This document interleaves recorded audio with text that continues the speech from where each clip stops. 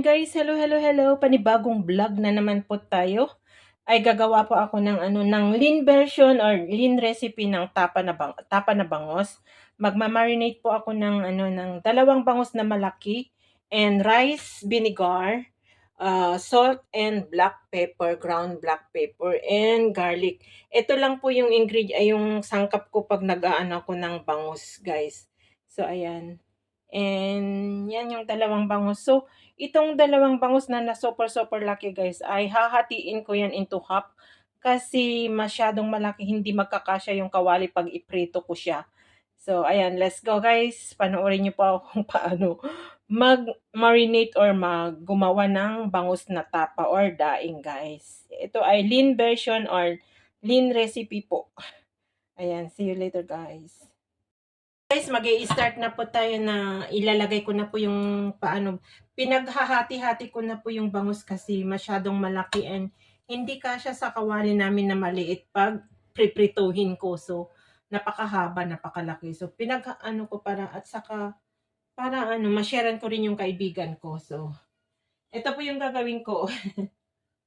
Ito kinuha ko yung buntot niya, ipriprito ko ngayon na pang dinner ko. So, ayan guys, ito yung yung bangos. Ilalagay ko dito. Dito ko muna lalagyan ng mga niya, pangbabad ko tapos saka ko ilipat sa Tupperware na matatakpan para ilagay ko sa rep. Ayan. So, mumudmuran po natin, natin ng salt. Lalagyan ko ng salt yan, guys. Yan. Tapos, babalik ka rin ko. Yan. Ganyan ako ng tapa na bangus. Tapos, lalagyan ko siya ng bawang. Tapos, nakalimutan ko, papigaan ko siya ng lemon. I-mix ko ng lemon at saka vinegar. Yan. And, anuan ko siya ng black pepper. Ganyan. Tapos, balik rin natin, guys. Black pepper.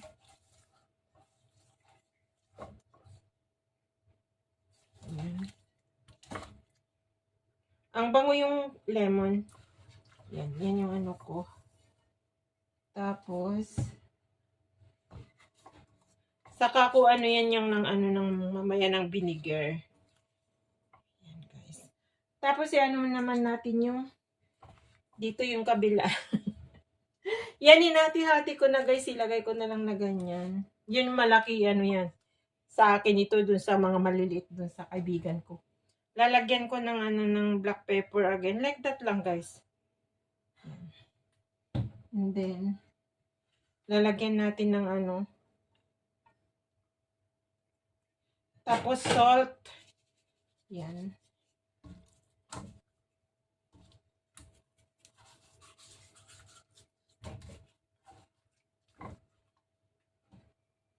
Black pepper. Ibababad ko dito sa kawali na malaki mamaya. Tapos mamayang bago ako matulog ay lalagay ko sa Tupperware. Kasi walang ibang walang iba na pagbabaran na malaki. So, ayan. Ganyan lang. Kulang yung ganyan. Ganyan, guys. Kulang yung pagbabaran ko. Maliit. Hindi ko alam kung nakikita nyo, guys. Black pepper is live. Yan ako maglagay. Kaya gustong-gusto yung mga friend ko kasi masarap po akong gumawa ng daing na yan. Bangos. Bangos kayo dyan, guys. Although yung asin, guys, yan kasi marami ilalagyan ko ng suka at saka mamaya. Tapos, pigaan natin ng lemon. Yan yung secret recipe ko. Lagyan ko ng lemon. Next is, hindi nakalimutan kung yan. Lagyan ko ng lemon. Yan, pinigaan ko ng lemon, guys. Para mag-mix yung vinegar at saka lemon. Napakasarap, guys. Tapos, lagyan na natin ng garlic. Yan. O, di ba? Napakaraming garlic. Wala kasi akong chili flakes. Lalagyan ko sana ng chili powder pala. Kaya lang wala akong chili powder. So, ayan. Yung maliit na yan.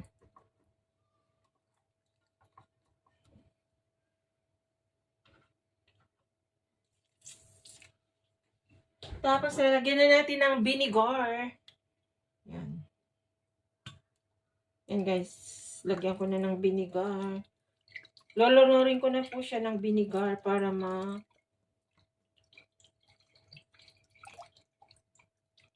mamaya ko i-transfer sa sa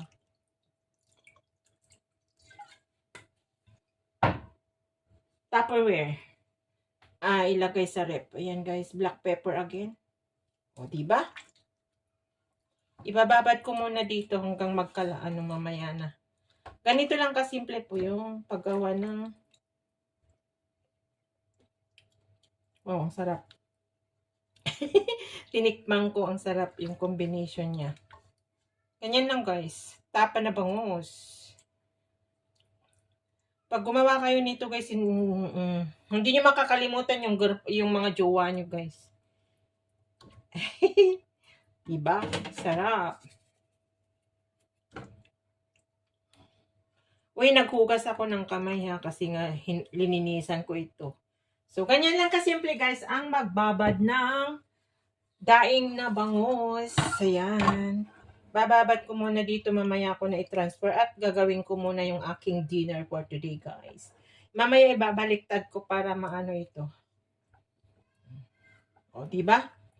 Nakagawa na naman ako ng panibagong recipe ko for today. Nagagawa ko lang po ang mga gusto kong kainin pag wala ang mga amo ko. Nagtitiis ako ng pag gulay or gulay na pag nandito sila, itlog, ganon. So, yan. Yan na nagtatapos ang aking pag-marinate ng bangos, tapa na bangos, guys. And after 2 days, saka ko lulutuin ito, guys, para talagang pasok na pasok doon sa ilalim niya yung lasa niya, guys. Hindi ko linuluto kaagad ito. Binababad ko for 2 days. Saka ako magluto. Yung iba na natitira, hindi ko linuluto lahat. Nagluluto lang ako ng ng tamang kakainin ko. Pero hindi ko alam itong bibababad ko na to kung kasi sa Sunday, niimbitahan ko dyan sa swimming pool kasi birthday yung isang kaibigan namin. So, hindi ko alam. Kasi, ang lulutuin ko sa Sunday yung pakbet na may bunga ng malunggay. Which is nakabili ako nun. So, ayan guys. Paglutuin ko ito guys, makikita nyo rin. So, maraming salamat. Ito lang yung pinakita ko lang kung paano ako gumawa ng bangus na daing or tapa. So, ayan. Kita-kits po tayo paglutuin ko na guys. I love you all. So, ayan guys. Lulutuin ko naman yung binabad ko yung ginawa ko na tapa na bangos or daing na bangos. Kasi ma-over na yung asim pag hindi ko pa prituin kahit marami po pa akong pagkain dyan. Iprito ko na lang tapos i-keep ko na lang, ilagay ko sa Tupperware. And let's see kasi binigyan rin ako ng kaibigan ko si Patty ng mga food kanina. So prito ko lang kasi over babad na siya, ilang araw na. Saturday, Sunday. Hindi. Oo. Friday night, Saturday, Sunday, Monday, Wednesday. Ilang araw na kasi super asim na ito kaya baka may kontra na naman yung sikmura ko na may ulcer. So yan guys, prito na natin.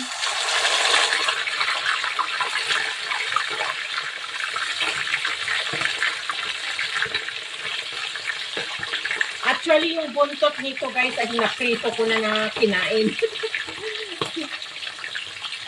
Meron pa naman dalawa na natira dito na dalawang piraso ito na bangus na malalaki. Pero nung nakaraan, nagprito rin ako ng dalawang piraso na kinain ko. So, itong natitira, iprito ko na lang tapos iset aside ko na i-keep ko para pag wala na akong ulam ay iinit ko na lang sa sa microwave or sa oven. Hindi ko na siya iprito para hindi na siya mag-stick ng oil. So, yan guys. Ito yung ginawa ko, minarinate ko ng bawang, black pepper, asin, yun lang. Vinegar at saka lemon. Makikita nyo from the start guys kasi binidyuhan ko yung pag-marinate ko. Ayan.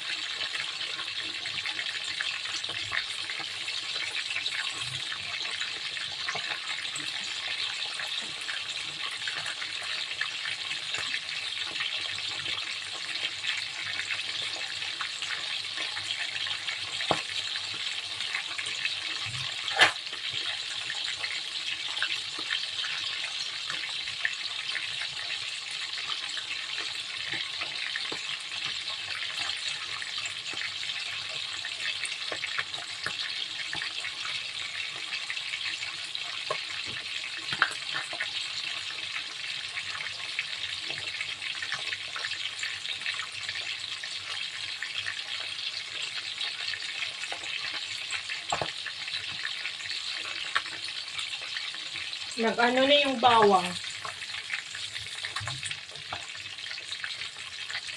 Naghiwa-hiwalay na yung bawang. Lumabas na.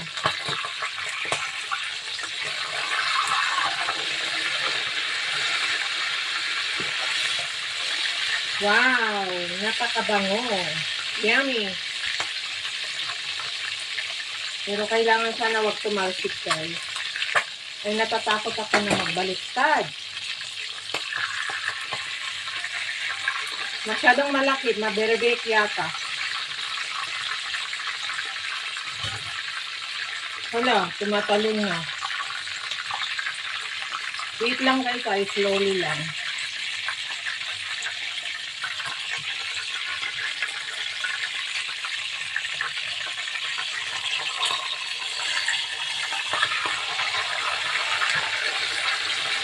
There you go. I got it. Na hindi na break. Yun yung bawang. Naghiwa-hiwalay na yung bawang sa ilalim.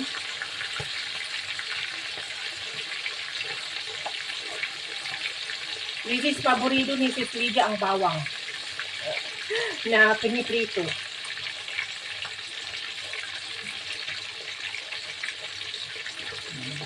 Lagay natin sa ibabaw para hindi na siya ma-burn. Ayan. O, diba? Perfect. Ang ganda ng kulay niyang pagkaprito niya, guys. Ang aking bangus na tapa. Alam niyo, mas masarap pa yung tapa ko kaysa dun sa Lucky Plaza, dun sa binebenta nila sa mga food court. Yung sa Pilipino, ilang beses na ako nakatry doon, pero sabi rin ng mga kaibigan ko na nakatikim ng tapa ko na bangus is napakalasa yun sa akin.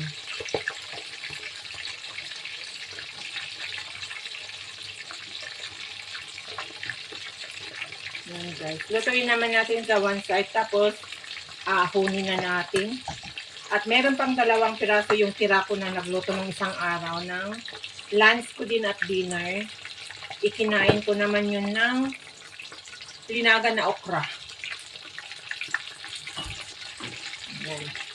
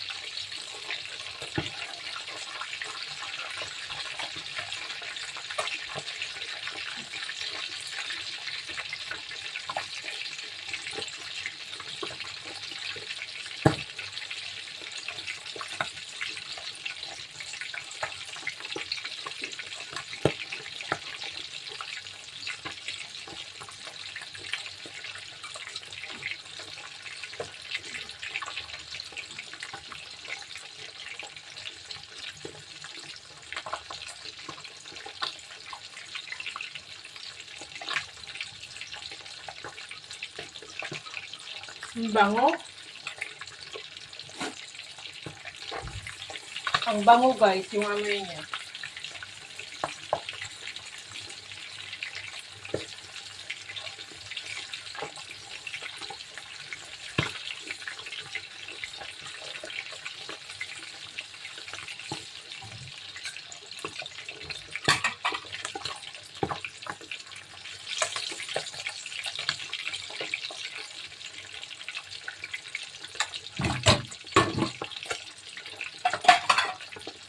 Lagay na natin dyan pag ano.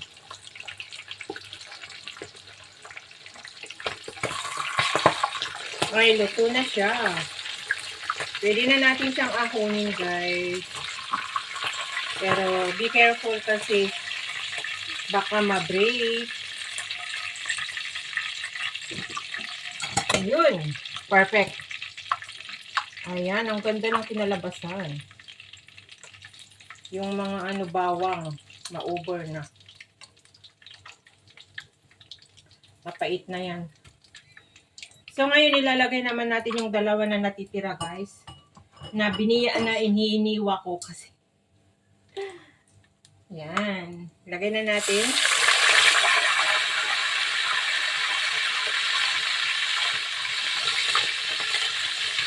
Last one guys.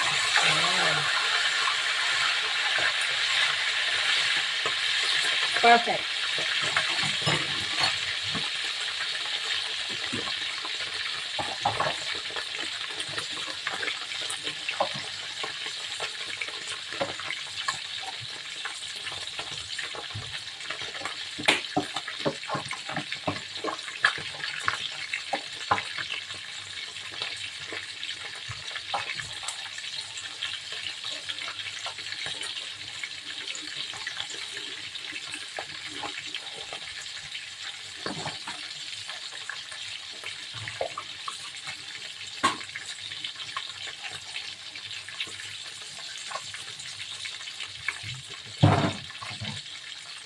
So bawat oras na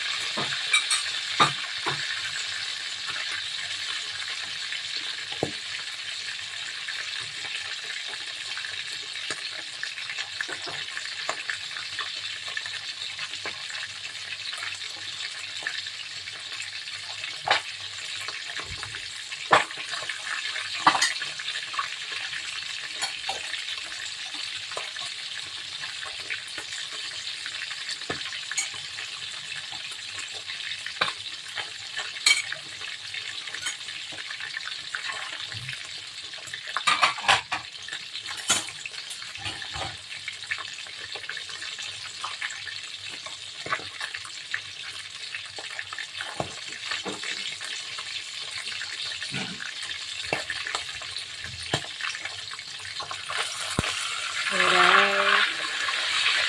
Binaligtan na natin. Perfect. Ayan.